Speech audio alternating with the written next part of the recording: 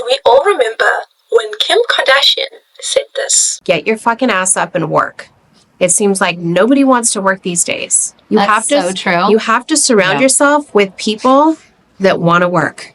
Have a good work environment where everyone loves what they do because you have one life. No toxic work environments, and show up and do the work. And how did you react? Were you inspired? Did you feel the drive to stand up and achieve your dreams? Did you finally understand that everything that is wrong with you is your own fault, and in fact, if only you pulled yourself up by your bootstraps, you would in fact have made it?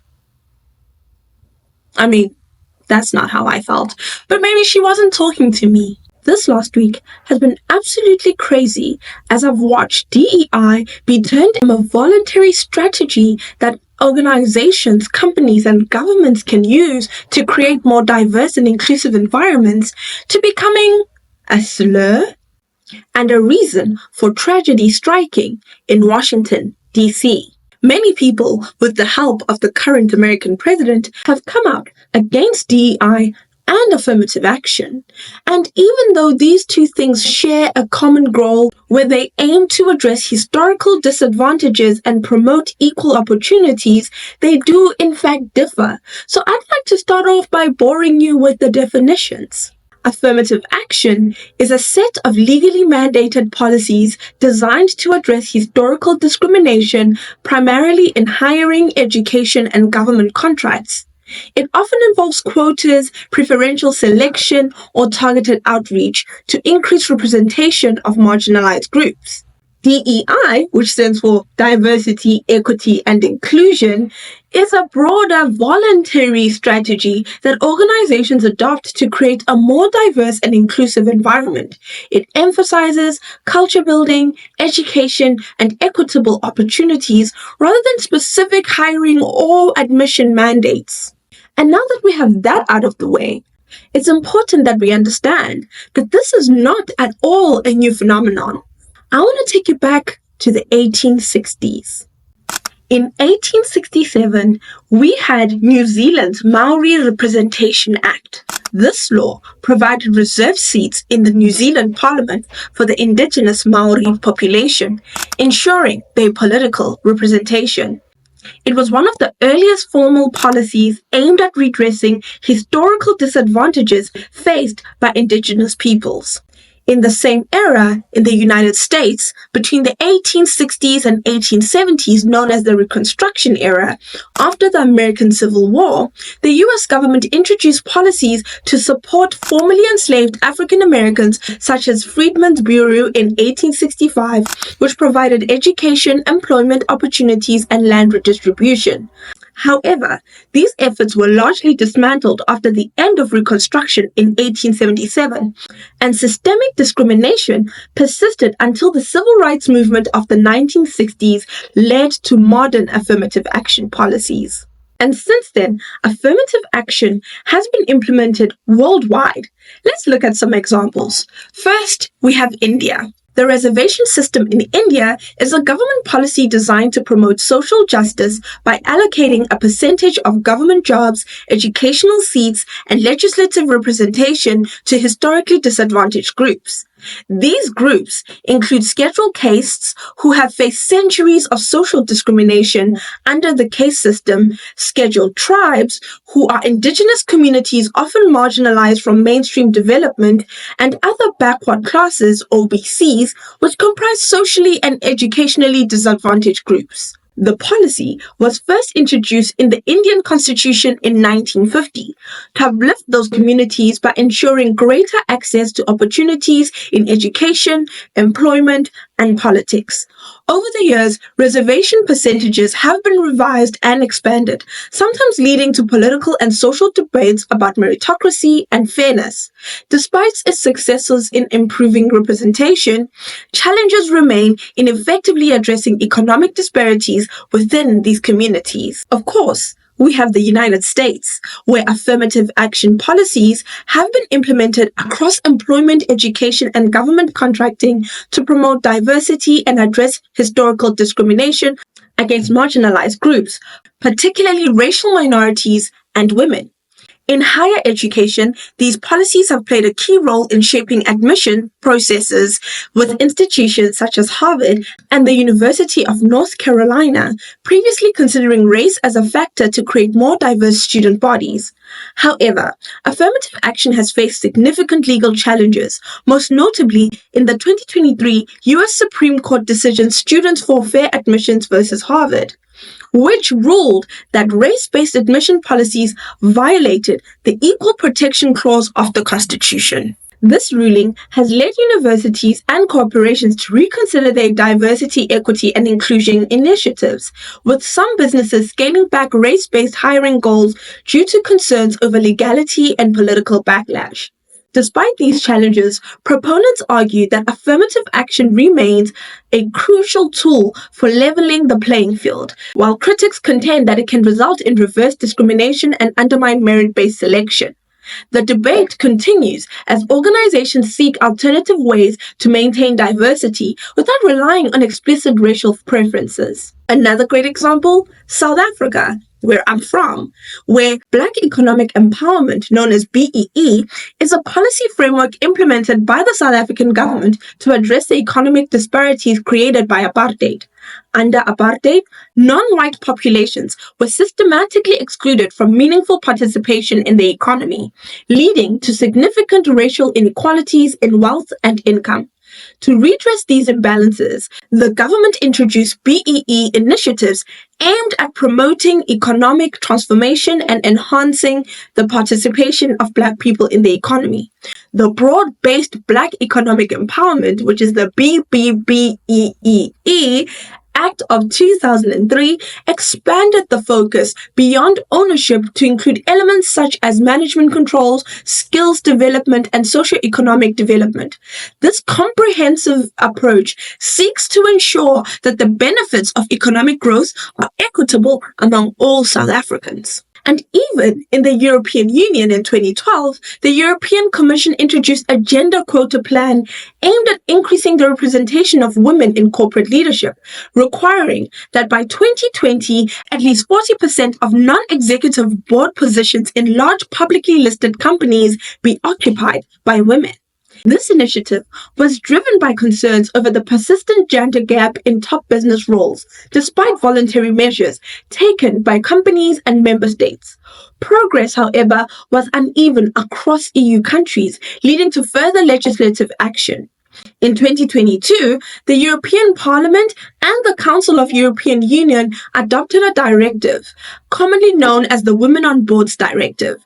This directive legally mandates EU member states to implement national laws ensuring that by 2026, at least 40% of non-executive board positions, or alternatively 33% of all board positions, including executive and non-executive roles, are held by members of the underrepresented sex. The directive also includes measures to ensure transparent and merit-based selection processes, requiring companies to report on their progress. Countries such as France and Germany, which had already introduced national gender quotas, have seen improvements in female representation, while others are still working towards compliance. The directive reflects the broader EU commitment to gender equality in corporate governance, aiming to foster more inclusive decision-making structures and improve overall business performance. And now I'm sure you're thinking to yourself, how does this prove that, in fact, DEI did not play a role in the plane crash in Washington? We do not know what led to this crash, but well, I can tell you about how Trump fired the heads of the Transport Security Administration as well as the Coast Guard. We do not know what led to this crash, but and eliminated all the members of a key aviation security advisory group. We do not know what led to this crash, but the Aviation Security Committee was mandated by Congress after the 1988 Pan Am 103 bombing over Lockerbie, Scotland. And though it will continue to exist technically, it won't have any members to carry out the work of examining safety issues at airlines and airports. But I won't bore you with all those technicalities. What I will do is talk about how the word DEI is now used in a way to really mean black, or at least of color. The truth of the matter is, Affirmative action has helped white women more than anybody else. And yet it seems that Black people, and especially Black women, bear the brunt of the affirmative action diversity hires. See, I even have a personal story where somebody I considered a friend told everybody that I was a diversity hire, right, based on BEE, because I got a job that we both applied for. We are no longer friends. But this is a personal anecdote that I see repeated constantly by people around me. And what happens when it goes from a girl you went to school with who's supposed to be your friend to the president of the most powerful nation in the world? The attack on DEI by this administration started on Inauguration Day.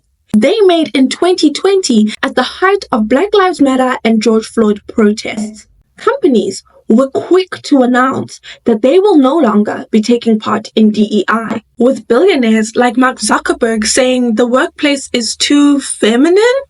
I think a lot of the corporate world is like pretty culturally neutered. These are the times we're living in, where corporate policies like DEI are now thrown at us like slurs, where the richest men in the world can stand up and say or do whatever it is they wish, where it's cool and trendy to out loud say you are not invested in creating an equal society.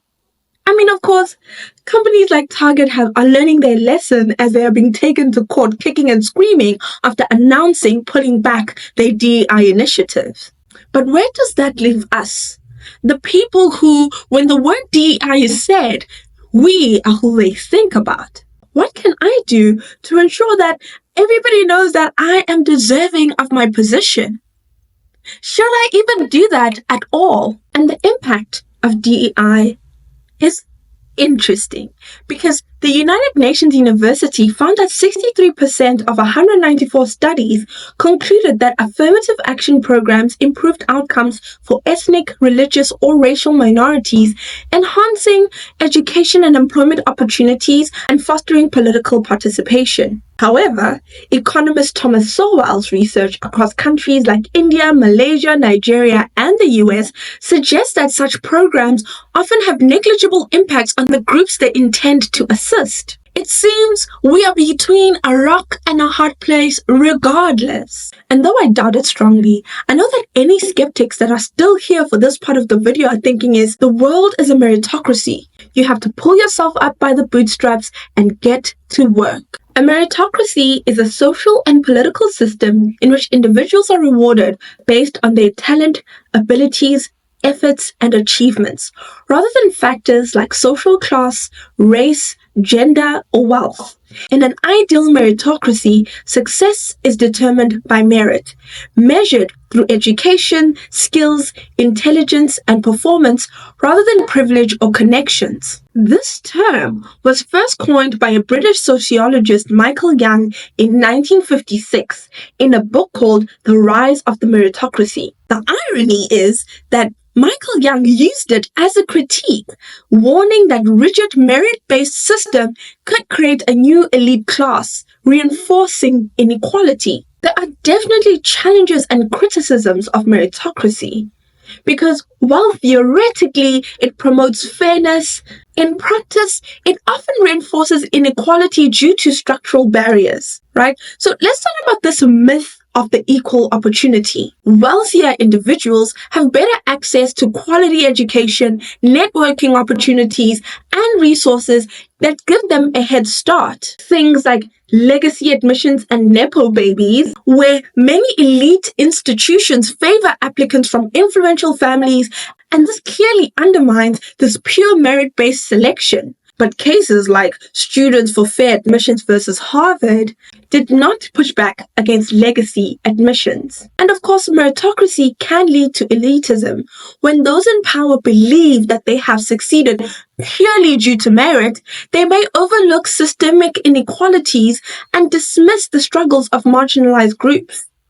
In The Rise to Meritocracy by Young, he warned that a society based solely on merit could create an entrenched ruling class of winners who lack empathy for those who don't succeed. I mean, we see it today. It's also really hard to measure merit objectively. In fact, it's a subjective exercise. Standardized tests, performance metrics, and promotions often favor those who already have privilege rather than genuinely measuring ability or potential. Intelligence and skill are not the only factors in success. Social skills, emotional intelligence, adaptability, all of these things play key roles in whether or not somebody can succeed. So you see, meritocracy in its ideal form aims to create a fair, competitive society where individuals succeed based on their abilities. However, without addressing structural inequalities, it risks becoming an illusion that benefits that privilege.